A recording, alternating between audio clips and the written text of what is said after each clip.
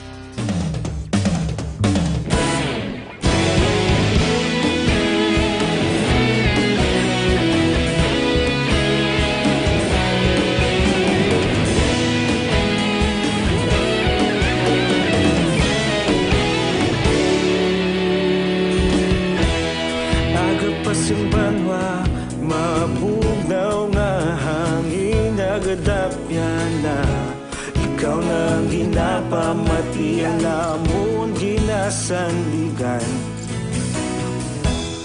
Tingog sang probinsya, kamatuuran ginapalap na minsay nga may dala paglaong kag kasanat.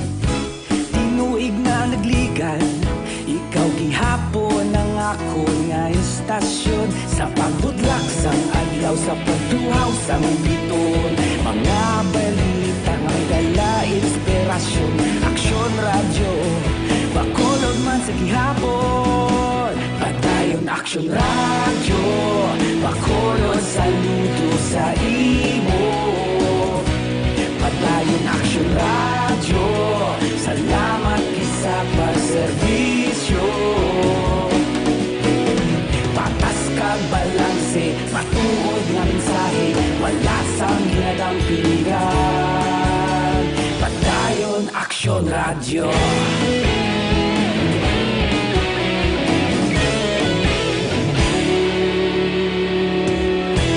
Magkulon nun kag negro sanon inyong pamatian. Stasyon nga nagapalaplag sang kamatuuran.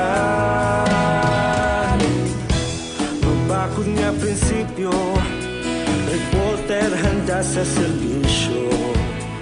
Kahapon, karon kag sa gihapon, kita magapadayon. Tinuig na nagligan, ikaw gihapon.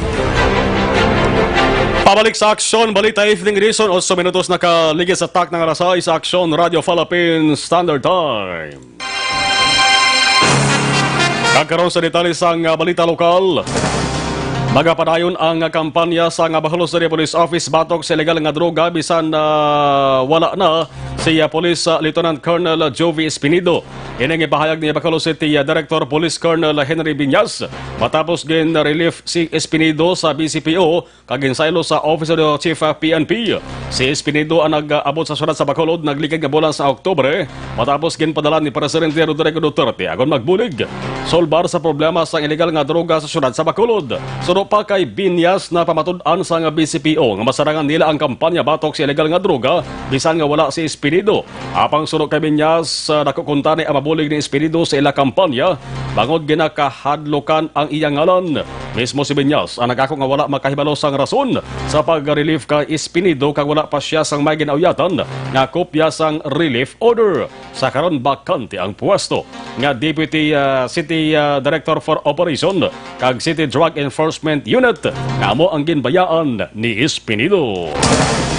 Nagapati naman si Vice Mayor Alcide Familiaran nga hindi maapektuhan ang kampanya sang kapulisan sa syudad sa Bacolod kasunod sang damlag lang natabo nga pag-relieve kay Police Lieutenant Colonel Jovi Espinido. Sunod kay Familiaran, wala nagapabaya ang kapulisan sa BCPO kung kampanya sa illegal nga droga ang paghambalan antes pa man gin-assign sa syudad si Espinido paagi mismo sa mando ni Presidente Rodrigo Duterte. Amin na duman si Familiaran nga mayara sang pinasahi nga estilo sa pagtrabaho si Espinido nga muman posibleng rason kung nga ini nahamutan sang presidente. Wala man sang ideya ang vice-alkalde kung ano nangin rason sang PNP National angot sa among nga lihok apang sigurado ini nga mayara sang panibag-o nga trabaho nga nagahulat kay Espinido. Angot sa mga balita, ginahulat pa nga makakonvene ang Regional Promotions Board sa nga Police Regional Office sa PRO6.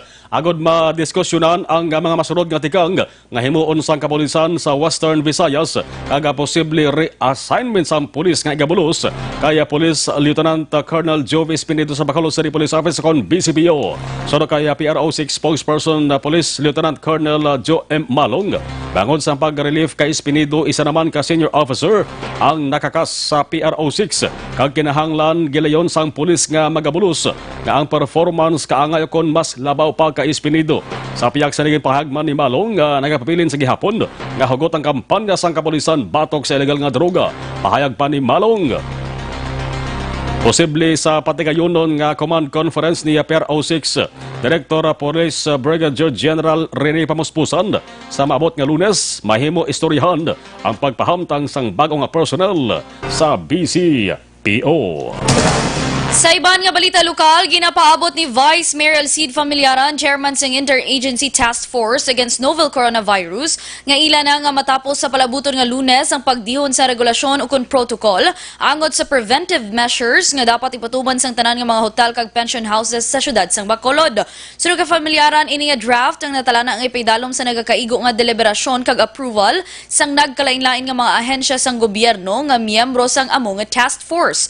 Dugang pa ni Familiaran, madamo pa nga mga aktibidad ang ila sa karon nga ginapreparahan nga nagalakip sa pagpatigayon sang training sa mga barangay health emergency response team sa 61 ka mga barangay sa syudad sang Bacolod. Nagnegatibo sa mga illegal nga droga kag anuman nga kemikal ang Bacolod Silay International Airport sa patagayon nga random paniling kag canine sweeping operation sang Philippine Drug Enforcement Agency kon PDEA Negros. Suro kaya PDEA Region 6 Director Alex Tablati. Sa liwat nga papatagayon sang anti-illegal drugs sa monitoring sang PDEA Negros Occidental Airport Interdiction Unit. Hintutukan sa ang mga cargo warehouse kag baggage sa conveyors agad masiguro nga wala sang may makalusot nga kontrabando kon illegal nga droga. Patimaan ini suno kay Tablate nga mas nagahalong man ang mga illegalista sa pagpasunod sa illegal nga droga sa probinsya bangod sa hugot nga pagbantay sang mga otoridad. Liwat naman nadagpan sang BJMP tracking team kay nasang aga Pebrero 8 5 ka mga preso nga nagkapalagyo sa District Jail sa Negros Oriental nagligad nga Lunes. Sa mensahe gikan kay BJMP Region 7 Director Jail Chief Superintendent Paulino Moreno Jr., duhas sa 5 ka mga preso nga sanday Janly Caliao kag Ronnie Flores ang nagsungka matapos ang madinalag-on nga negosasyon kaupod ang ila pamilya samtang ang 3 ka iban pa nga sanday Joseph Casido, Hulan Pakulanang kag Lito Pedro ang liwat na dagpan sa operasyon nga ginpatigan sang miyembro sang BJMP Region 7 kag personnel sang Tayasan Police Station. Ang mga PDL ang sa karon nabalik na sa presuhan. Imbis kay balik sila sa Manhuyod District Jail, silang gindetain sa Bae City Jail kag Dumaguete City District Jail. Samtang liwat naman ginpanumdum ni BJMP Chief Jail Director Alan Iral ang tanan nga regional directors nga mas mangin mabinantayon ilabi na sa seguridad sa mga prisuhan. Sa karon ang BJMP ang nagapatigayan sa investigasyon sa amuman nga insidente. Sa ibang nga balita lokal, kapin 6,000 pesos nga kwarta nakawat gikan sa isa ka overseas sa Filipino worker kaya nasang kaagahon sa barangay 17 Surad sa Bacolod ang biktima. Sa 29 anyos nga lalaki nga suro sa kapulisan naghingyo nga hindi pag-ipalayag ang iyang ngalan para sa iya proteksyon. Suro kaya Police Station to Commander Police Major Sherlock Gabana Bago gid lamang naka-withdraw sa ATM machine ang biktima sang ginpalapitan sang persona kag gintayaan sang wala may baluan nga kalibre sang pusil. Ginkuha sang hold upper ang kahita sang biktima kag nagpalagyo sakay si saka auto nga nagaduwag sang gray. Surupa kagabana may ginatawag nga persons of interest na sa mga kaso apang ginpahayag sang biktima nga wala ini sang plano nga magpasaka sang kaso. Sa katapusan nga balita lokal, patay ang isa ka pintor kag kritikal naman ang kondisyon sa upod sini matapos makabunggo nga nasakyan nila nga motorsiklo kay inasang kagahon sa nagaparking nga truck sa Lizares Extension at ubangan sang UNOR Barangay 40 Syudad sang Bacolod. Patay ang driver nga si Godofredo Gamao, 26 anyos, pumuluyo sang Purok Riverside Barangay Takuling Syudad sang Bacolod.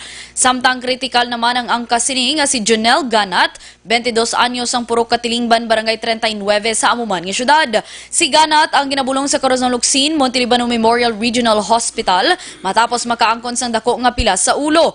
Ang driver sang truck ang yara sa Custodial Facilities and Police Station No. 6 nga ginkilala kay Dennis Regla, 43 anyos, sang Barangay Kamang-Kamang Banwa sang Isabela. Sunod kay Police Staff Sergeant Jose Marie de la Paz, traffic investigators ang Police Station No. 6, bago lang makadulong sang bolantero si Regla sa Libertad sang matabo ang aksidente. Sunod kay de la Paz, wala sa may ginbutang ang early warning device si Regla sa iya pagparking. Samtang may kadasigo naman ang dalagan sa motorsiklo ni Gamao, kag Ganat kag wala sila helmet sang matabo ang aksidente. Sunod kay Staff Sergeant de la Paz, handa naman ang tag-iya sang kag driver sang trucking nga magbulig sa mga biktima. Las 6:16 Aksyon Radio Philippines Standard Time, Balita Nasional sa pagbalik sa Aksyon Balita Evening Edition.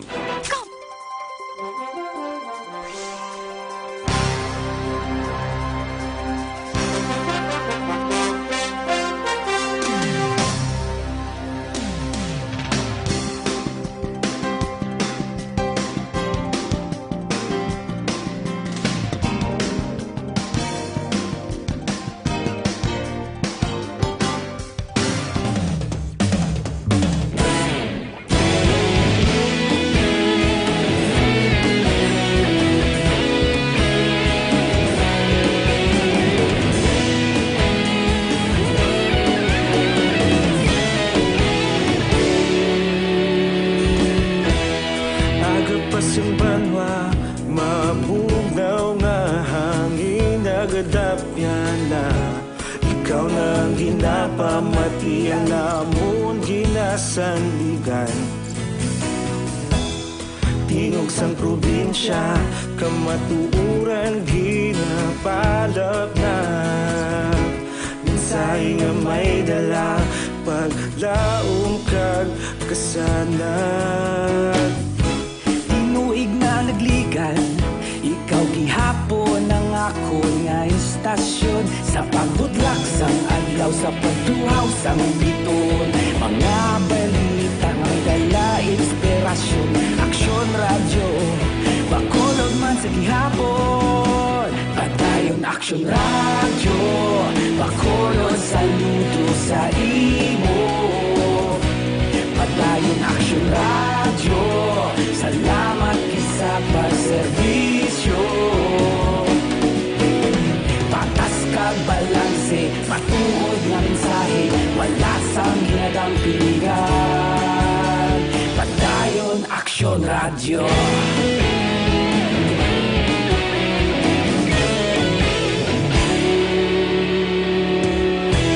Bacolod nun kag Negrosanon, inyong pamatian. Istasyon nga nagapalaplag sang kamatuuran. Mabakod nga prinsipyo, Las 6:19 Aksyon Radio Philippines Standard Time, pabalik sa Aksyon Balita Evening Edition. Ay nga balita ang dulong sa inyo sa DTX 500 para sa complete nga management sa inyo liver detox. Mag DTX 500 kada adlaw.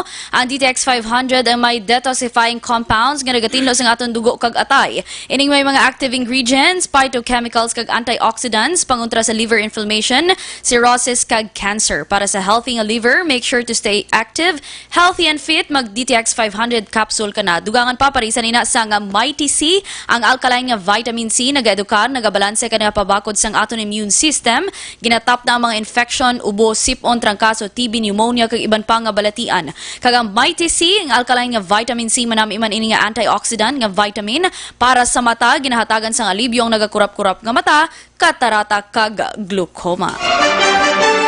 Balita nasyonal, ginkumpirmar sa gobyerno sang United Arab Emirates kon na UAE nga nagpositibo sa 2019 novel coronavirus ang isa ka Filipino. Sandig sa report sang Emirates News Agency, ginanunsyo sang UAE Ministry of Health and Prevention na isa ka Chinese kay isa ka Pinoy ang duha ka panibagong nga kaso sang coronavirus sa ila pungsod. Bangod rin naglabot na sa 7 ang kaso sang nCoV sa UAE. Suno sa Mohap, padayon pa sa gihapon ginaobserbahan ang duha. Dugang pa sang Mohap, padayon man ang paghatag sang report sa tanan nga health facilities angot sa mga ginasuspetsohan kaso sang among virus.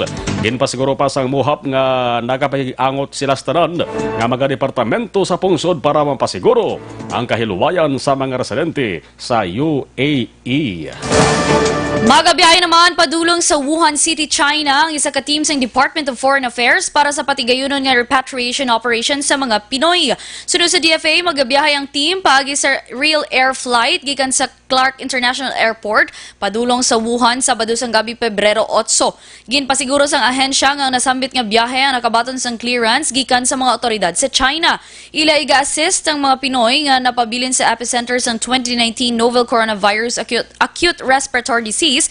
Kaupod ang medical team gikan sa Department of Health. Lakip sa Health Emergency Response Team Sanday Ruel Kasaklang, Abdul Rahman Pakasum, kag Richard De Los Santos gikan sa Office of the Undersecretary of Migrant Workers, kag 5 ka miyembro sang medical team sang DOH. Sunod kay DFA Undersecretary for Umuawa nga si Sara Lu Ariola, ipaydalom sa simulation exercise ang team sa Clark Airport isa ka adlaw bago ang flight agod masiguro ang madasig nga operasyon.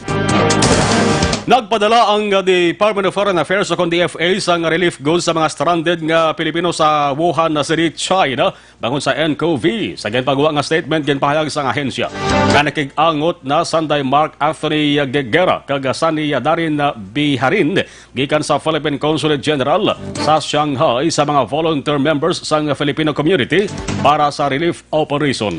Nagsunod ang on-site repatriation team sang DFA sa Ground Zero sang nCoV outbreak para istoryahan ang otoridad sa China angot sa plano nga pag-repatriate sa mga Filipino nga sa mga lugar.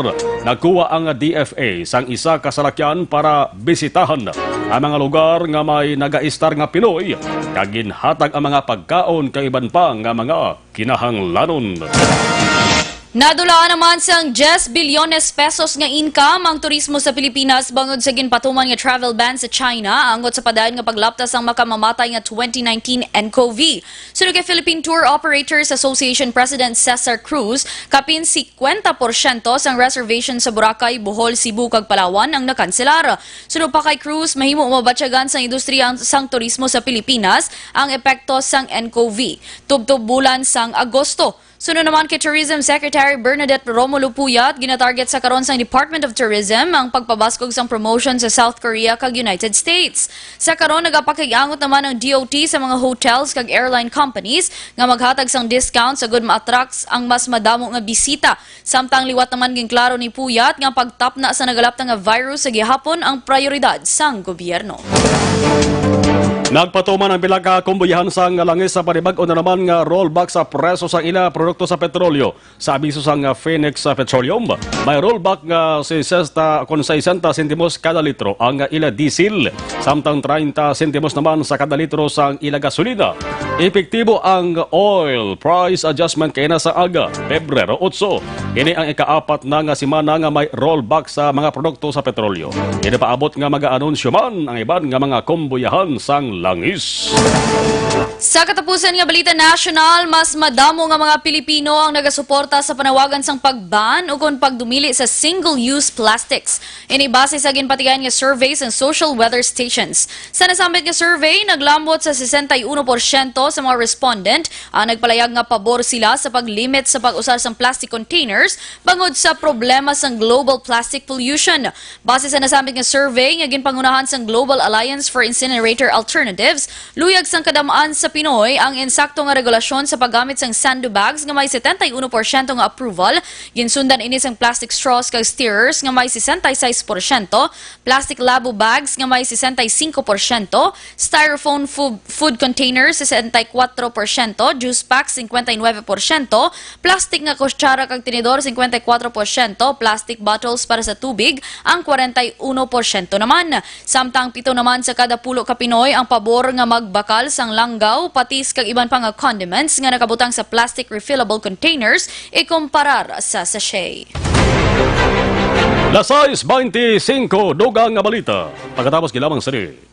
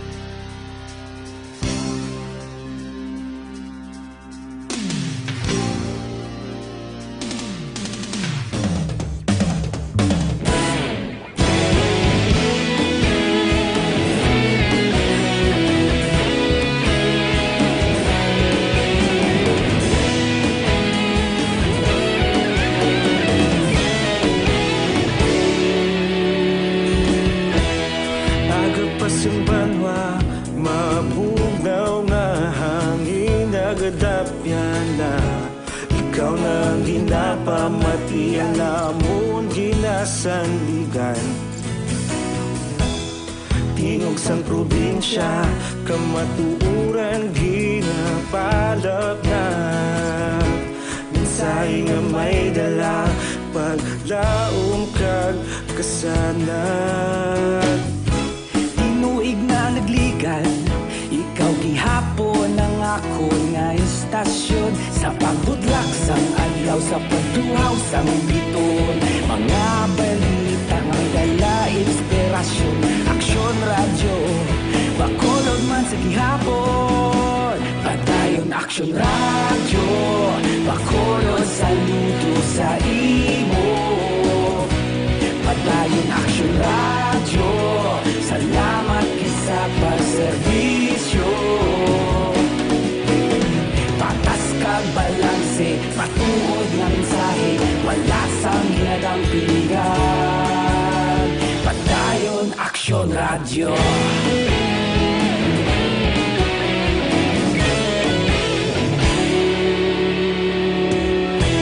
Bakolod nun kag Negrosanon, inyong pamatian. Stasyon nga nagapalaplag sang kamatuuran. Mabakod nga prinsipyo, reporter handa sa serbisyo. Kahapon, karon kag sa gihapon, kita magapadayon.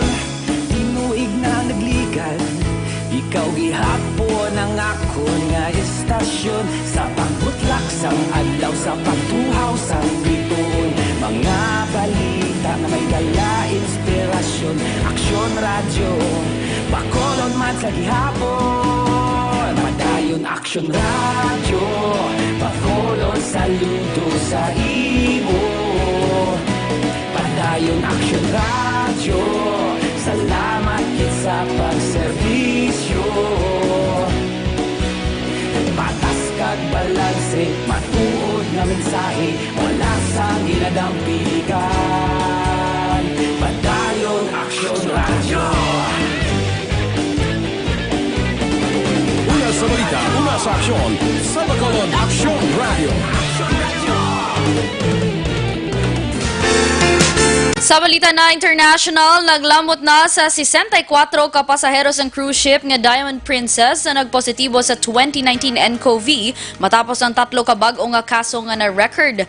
Gindala na sa ospital ang 3 ka nagpositibo apang ang isang yara na sa seryoso nga kondisyon. Madamo sa sakay sang cruise ship ang may edad na, rason nga dako ang tsansa nga makatuga pa sang komplikasyon nga mga virus. Ang test ng patigayan sa mga pasahero may sintomas kag may close contact sa mga nagpositibo. Mayara sang kapin 3,700 ka pasahero ang cruise ship, kundiin 280 ka persona na ang ipidalom sa test. Sa karon naglamot na sa 122 ang napatay bangod sa nCoV. Balita sa patag sa ginampang sa basketball, mas mapag-on nga team ang isa sa gina-target sa karon sa Philippine basketball team nga gilas sa Pilipinas para makabato sa top 2 nga team sa Southeast Asians para sa FIBA Asia Cup 2021 qualifiers. Ini ang preparasyon man para sa FIBA World Cup nga iga-host sa Pilipinas sa 2023. Suro kay program director Tab Baldwin ilatinguan nga ma-develop ang ginatawag nga culture. Sa Webes nag-umpisa na sa preparasyon ang gilas paagi sa interim coach nga si Mark Dickel. Suro pa kay Baldwin kinahalan sang team ang culture of belief, dedikasyon kag commitment. Sa first window sa FIBA Asia, una nga makaengkwentro sa Pilipinas ang Thailand kapag sundan sang Indonesia. Sa naman ng Balita Entertainment, ginpakita sa nga America's Got Talent champion magician nga si Shin Lim ang iya pagkabilib sa Pinoy singer nga si Marcelito Pomoy. Sa Instagram post, ginpost ni Lim ang videos ng Pinoy nga singer, kagilayon man nagpasalamat si Pomoy. Ginpalayag man ni Lim nga isa siya sa super fan sang singer. Si Pomoy ang nagpabilib sa judges kag tumalanaw sang America's Got Talent bangod sang iya sini nga dual voice. Las 6:30 ya Uno Aksyon Radio Philippines Standard Time. Inyo nabatian detalye sang mga balita sa Aksyon Balita Evening Edition. Gikan sa News and Information Center sa Aksyon Radio Bacolod, ang inyong mga tagbalita. Aksyon Eden Aboso. Kabul kay Aksyon Nelmar Madera with Aksyon JM Baikin sa Technical Control. Ako naman Aksyon Marlon Herboya. Nagapasalamat kag nagaagda sa Aksyon Firing Line. For more news, information, and commentary, kabul kay Aksyon Brian Morden, magasunod na. Una sa balita, una sa aksyon. Sa Bacolod Aksyon Radio.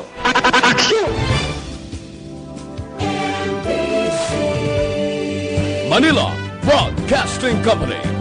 Sa balita, komentaryo, isyu, serbisyo publiko.